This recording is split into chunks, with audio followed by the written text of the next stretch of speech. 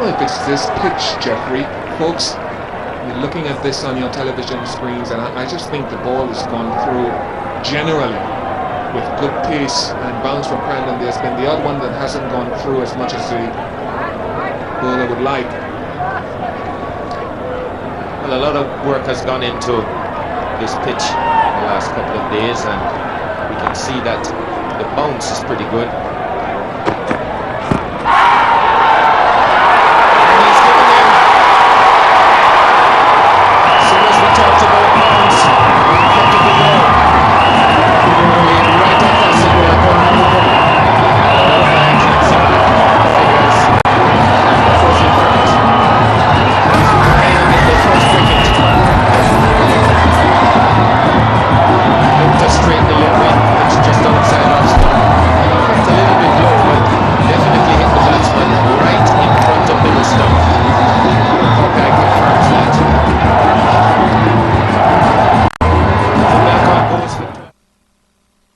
Overnight, half century,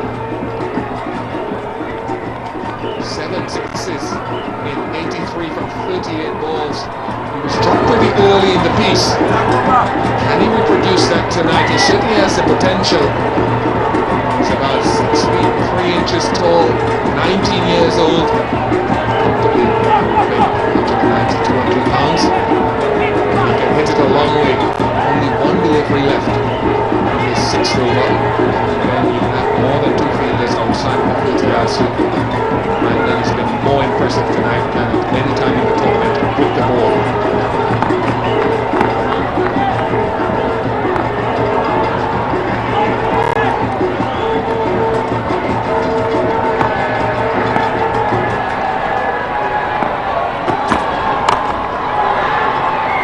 Forwards away. That is the end of the 6th over. Trinidad and Tobago maybe.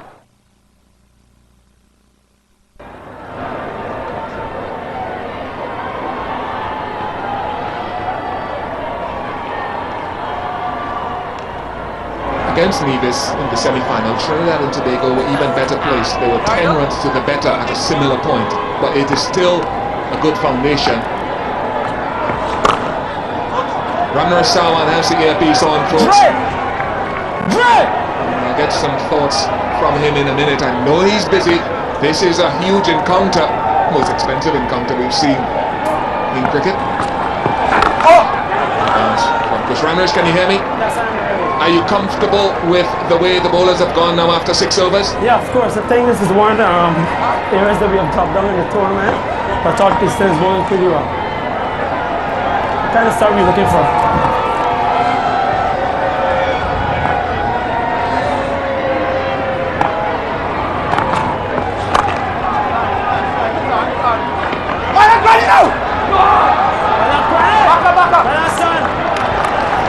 You've got some key slow bowlers to come as well, McGarrell and Nagamutu. How long is it before you bring those guys into the attack to try to tighten the screws? It's not going to be too long now. It's very important that we also get a wicket within the next 4 overs or so. So I'll probably use one of them soon. Okay, I'll let you get back to your work. I know it's crunch time out there. $1 million ringing in the minds of many people around this ground. He's done a pretty good job so far. Trinidad and Tobago Dissipated to an extent. Drizzling touch. Now, I think you really could blame them for caution, because when you look towards, I suppose, the eastern side of the at night, you cannot see when the rain is coming. You cannot see the night sky and discern that there are heavy clouds in the vicinity. So it's difficult for the bowlers ultimately of their contribution to much longer. It appears to be just a passing show. There is still a misty sort of sprinkle, but I would think in the context of this game that they could have continued. The fieldsmen looked very reluctant to come off, wanted to stay, wanted to maintain the momentum.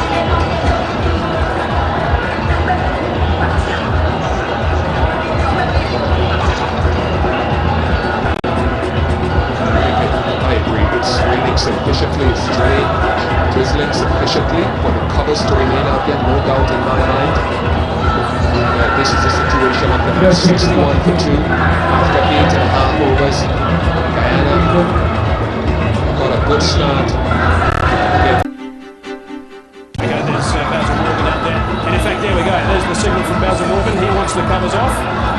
And that's the instructions, of course. The ground is a magnificent training ground. It has been built that if there is torrential rain, it'll be no more than 15 minutes before we get back on the park and play. We didn't have torrential rain, so we're going to be starting pretty soon. Back to you boys in the commentary box. Confirmation of the scene here at the Stanford cricket ground in Antigua. We've had a little break because of a rain interruption, but thankfully it has not been very heavy and it has not lasted very long. The crowd is built up for this big game, this valuable game that has been played in cricket. Anyway, Trinidad and Tobago and their supporters. Lots of Guyanese support as well. If you missed the start of this final, have a look at some of these highlights.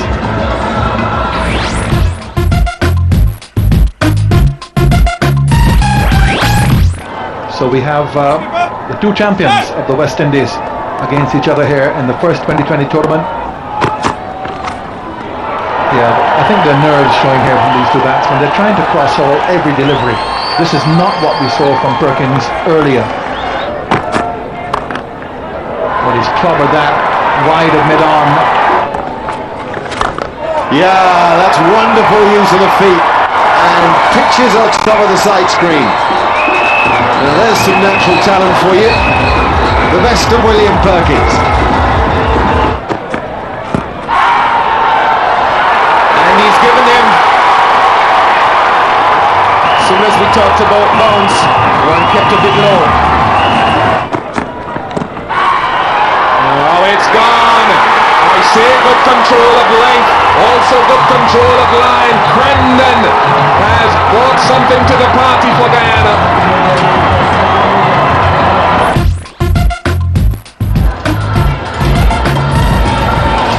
Action all round, action from the word go.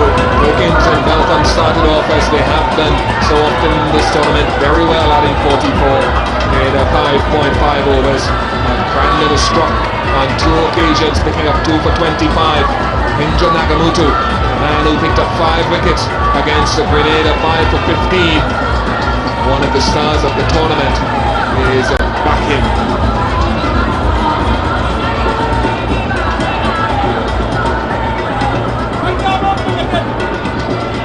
Ramnarish, I know you're directing traffic at the moment. Does this break hamper any of your plans or any momentum? No, not really. I think we've been playing for a while, so it shouldn't. It gave us an opportunity to break. Back up. Ramnarish, what sort of total do you think what sort of total do you think Guyana would be comfortable with here? I know it's theoretical, but what do you set yourself? Anywhere between 140, 150.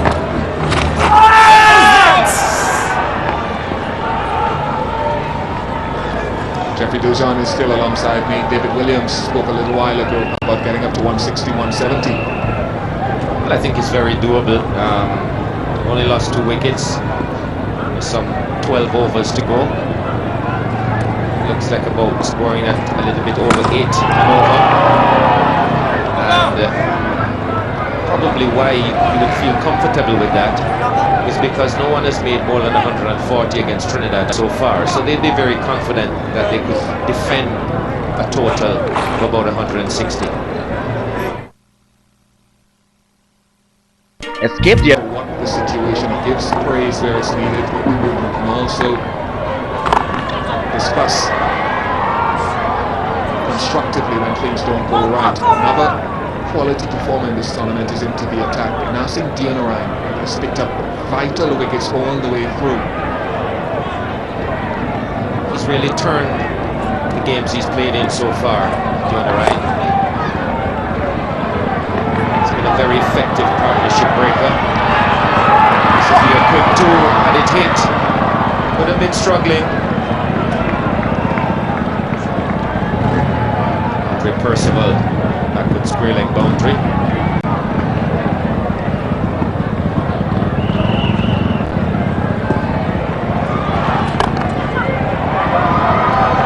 That's it away, picked the gap nicely.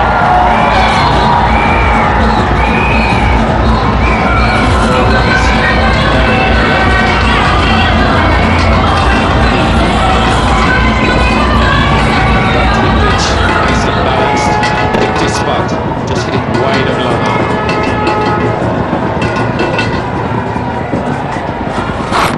Good shot, very clever shot from Ganga. This 2020 cricket is showing that he can expand his game into a more aggressive mode. He's going to take the chance, moving around the wicket, pitching it here around that leg stump. Short, fine leg, no chance at all. 8 and 2 balls. Expensive over so far. 11 from 4. It is interesting because every time Narsingh has bowled in this tournament, he's bowled from round the wicket. He picked up the wicket of Gale, Samuels and Bow against Jamaica, totally turned the game on his head from round the wicket. Picked up a couple of wickets against Grenada when they were going well. He's not spinning the ball a great deal, just looking for that angle. He's found the angle. Perkins is going in one direction, back to the pavilion. Well done, Tal.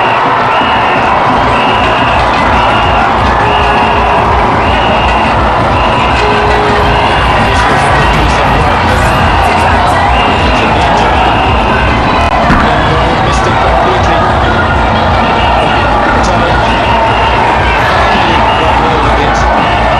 Time to beat Perkins, launch back to the crease. The other man has done it again.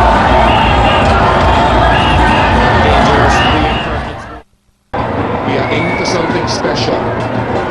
There's been a protracted loss of form for lovely cricketer, lovely person. Just needs to get some good scores. Oh yes, oh yes! Tony Kozia has replaced Jeffrey Gulshan and key wicket again. Narsingh Deonarayan has done it again, Tony. After 2 boundaries as well. Pressure was on Deonarayan.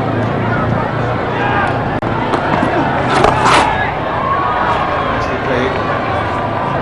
Promising start here by Ganga.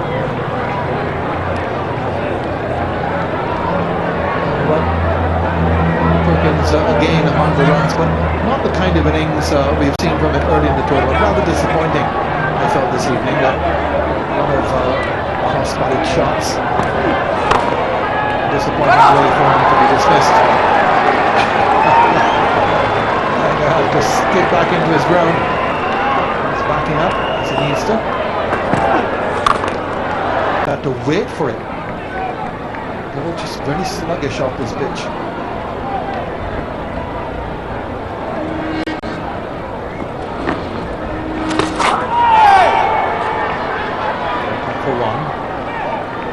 Is there an edge onto it? There wasn't. Leg by signalled. 97 for 4 as we go down to Matt Leesman. Thanks, guys. This is something that's going to interest you. I'm sitting next to Matt here now. Matt's flown in from the UK, obviously, today and is now at the game. Matt was at the 2020 final in the UK yesterday at Nottinghamshire, which was a very tight one. Very tight indeed. Somewhat controversial. Last ball perhaps should have been called a no ball, and if it had been, then Nottinghamshire had a chance to win the game. Okay, so that was very tight indeed. We know these games can get very tight. But let's compare the atmosphere there versus here. Surely there's no comparison. Absolutely none. I mean, for a start, it's warmer.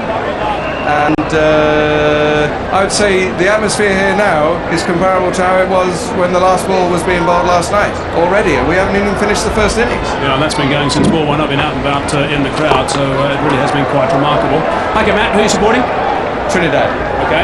And yeah, that came up yesterday as well. We had Darren Goff came and was sitting in front of us in the stands yesterday, and talking about the the Stanford tournament and comparing with the English tournament, and then he asked me who you're supporting, and I said Trinidad. He said, no, today. We can't fault you. You're messing it up. But thanks for your time, Matt. Thank you. I've got to tell the commentators, boys, just up on the top there, the ground staff are just getting a bit agitated at the moment. They're just in front of me here. Hopefully we're not going to have any more interruptions. And let's keep our fingers crossed. It was only a light sprinkle before. And let's hope if anything happens, it's going to